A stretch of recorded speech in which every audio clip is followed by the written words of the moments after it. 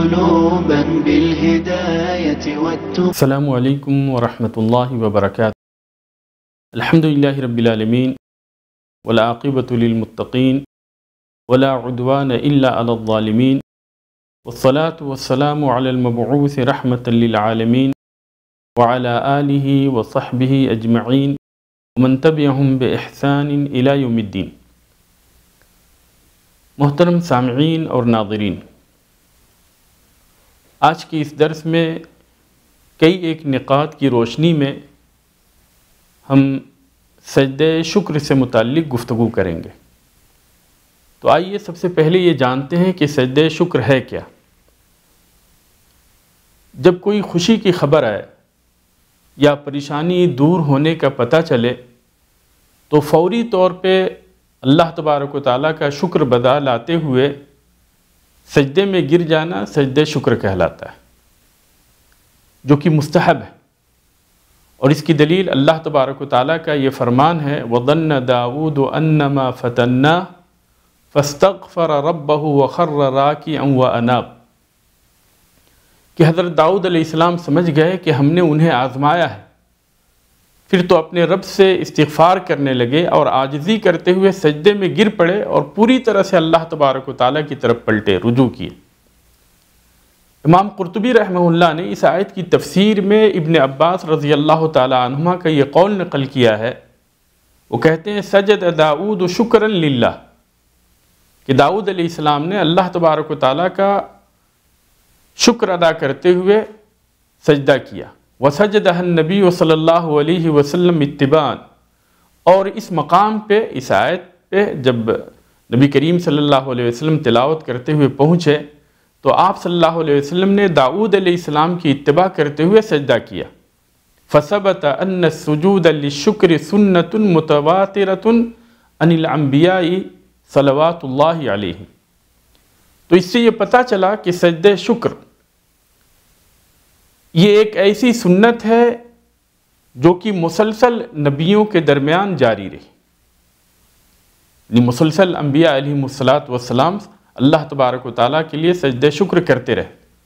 اور اس سلسلے میں نبی کریم صلی اللہ علیہ وسلم کی حدیث ہے، ابو بکر رضی اللہ تعالیٰ عنہ اس حدیث کے راوی ہیں. وہ کہتے ہیں ان النبی صلی اللہ علیہ وسلم کان اذا اتاہ امر یسرہ او بشر بہ خر ساجدا شکرا للہ تبارک و تعالی، کہ نبی کریم صلی اللہ علیہ وسلم کے پاس جب کوئی خوشی کی خبر آتی یا آپ صلی اللہ علیہ وسلم کو بشارت دی جاتی تو آپ صلی اللہ علیہ وسلم اللہ تبارک و تعالیٰ کا شکر ادا کرتے ہوئے سجدے میں گر جاتے تھے. اور اسی طریقے سے صحابہ کرام سے بھی خوشی کے موقع پہ سجدہ شکر کرنا ثابت ہے. چنانچہ سعید بن منصور نے ابو بکر صدیق رضی اللہ تعالیٰ عنہ کا وہ واقعہ ذکر کیا ہے کہ جب انہیں مسیلمہ کذاب کے مارے جانے کی خبر ملی تو انہوں نے سجدہ شکر ادا کیا. اور اسی طرح سے امام احمد نے علی رضی اللہ تعالیٰ عنہ کا یہ واقعہ ذکر کیا ہے کہ جب خوارج میں سے جسدیہ کو مارے جانے کی خبر ملی تو انہوں نے اللہ تبارک و تعالیٰ کا شکر ادا کیا. دراصل نبی کریم صلی اللہ علیہ وسلم نے خوارج کے ساتھ جہاد پہ صحابہ کرام کو ابھارا تھا، اور آپ صلی اللہ علیہ وسلم نے ان کی یہ صفت بیان کی تھی کہ ان کے اندر ایک آدمی ہوگا آیتہم رجل اسود احدی عضدیہ مثل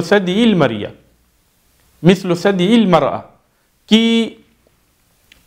ان کی نشانی یہ ہوگی کہ ان میں ایک کالا آدمی ہوگا جس کا ایک موڑھا، اس کے دونوں موڑھوں میں سے ایک موڑھا عورت کے پستان کی طرح، او مثل البضعہ تتدردر، یا گوشت کے ٹکڑے کی طرح سے ہوگا جس کے اندر حرکت ہوتی رہے گی.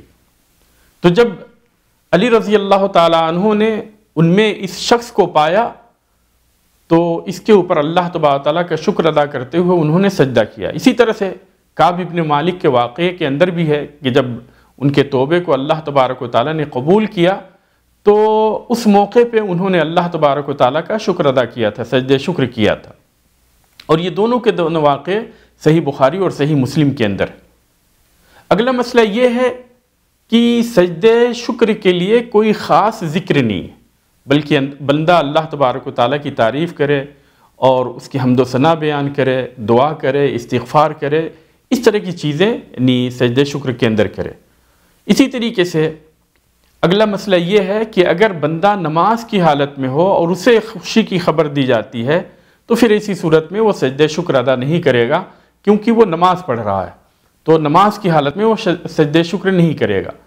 اور اگر کوئی انسان سواری پہ ہے اور سواری کی حالت میں اسے کسی طرح کی خبر ملتی ہے، خوشی کی خبر ملتی ہے یا پریشانی دور ہونے کا پتہ چلتا ہے، تو سواری پہ بیٹھے بیٹھے ہی وہ سجدہ شکر ادا کر سکتا ہے، سواری پہ بیٹھے بیٹھے ہی وہ سجدہ شکر ادا کر سکتا ہے۔ اور سجدہ شکر کے لیے طہارت شرط نہیں ہے، یعنی پاکی شرط نہیں ہے، بلکہ انسان جس حالت میں ہے اسی حالت میں وہ سجدہ کرے۔ تو اس کے لیے نہ تو طہارت شرط ہے، نہیں قبلے کی طرف چہرہ کرنا شرط ہے، نہیں پردہ پوشی شرط ہے، اور نہیں عورتوں کے لیے حجاب لگانا وغیرہ شرط ہے، بلکہ انسان جس حالت میں ہے اسی حالت میں اللہ تبارک و تعالیٰ کے شکر کے لیے سجدے کے اندر گر جائے۔ اور طہارت یا دوسری چیزیں اس لیے شرط نہیں ہے، اس لیے کہ اس کی کوئی دلیل نہیں۔ اور دوسری چیز یہ ہے کہ سجدہ جو ہے نہ تو نماز ہے اور نہ ہی نماز کے حکم ہے، تو اس لیے اس سجدہ شکر کے لیے طہارت یا دوسری چیزوں کی شرط نہیں لگائی جائے گی، جس طرح سے کہ ذکر و اذکار کے لیے طہارت وغیرہ کی شرط نہیں لگائی جاتی۔ اور تیسری چیز یہ ہے کہ دراصل کوئی بھی انسان کو جب خوشی حاصل ہوتی ہے یا اسے بشارت ملتی ہے تو یہ چیزیں جو ہے اچانک ہوتی ہیں اور اسی وقت اسے سجدہ کرنا ہوتا ہے۔ تو اگر وہ طہارت کی حالت میں نہیں ہے، اگر اسے غسل کرنے کی ضرورت ہے اور غسل کرنے کے لیے وقت درکار ہے، تو پھر ایسی صورت میں یہ جو سبب ہے سجدہ شکر کا، جو سبب ہے کہ فوری طور پہ سجدہ کرنا، یہ چیز جو ہے فوت ہو جائے گی۔ اس لیے جو ہے طہارت وغیرہ کی شرط لگانا یہ درست نہیں۔ اسی طرح سے سجدہ شکر کے لیے نہ تو تکبیر ہے اور نہ ہی لاسٹ میں سجدہ شکر کے بعد میں سلام پھیرنا ہے۔ تو اس کی صفت کیا ہے، کس طریقے سے سجدہ شکر کریں گے؟ سجدہ شکر کی صفت یہ ہے کہ جب انسان کے پاس کسی بھی طرح کی خوشی کی خبر آئے یا کسی غم کے دور ہونے کا اسے پتہ چلے، مصیبت کے دور ہونے کا اسے پتہ چلے، تو فوری طور پہ سجدے کے اندر گر جائے، سجدہ ریز ہو جائے، اور سجدے کے اندر اللہ تبارک و تعالیٰ کی تعریفیں بیان کرے، دعائیں کرے، استغفار کرے، بغیر تکبیر کہے ہوئے سجدے کے اندر گر جائے گا۔ اور جب سجدہ کر لے گا، اس کے اندر دعائیں کر لے گا، اللہ تبارک و تعالیٰ سے استغفار کر لے گا، اس کی حمد و ثنا بیان کر لے گا، تو پھر اس کے بعد میں پھر سجدے سے اٹھ جائے، بغیر تکبیر کہے ہوئے سجدے سے اٹھے۔ یہ ہے سجدہ شکر کا طریقہ۔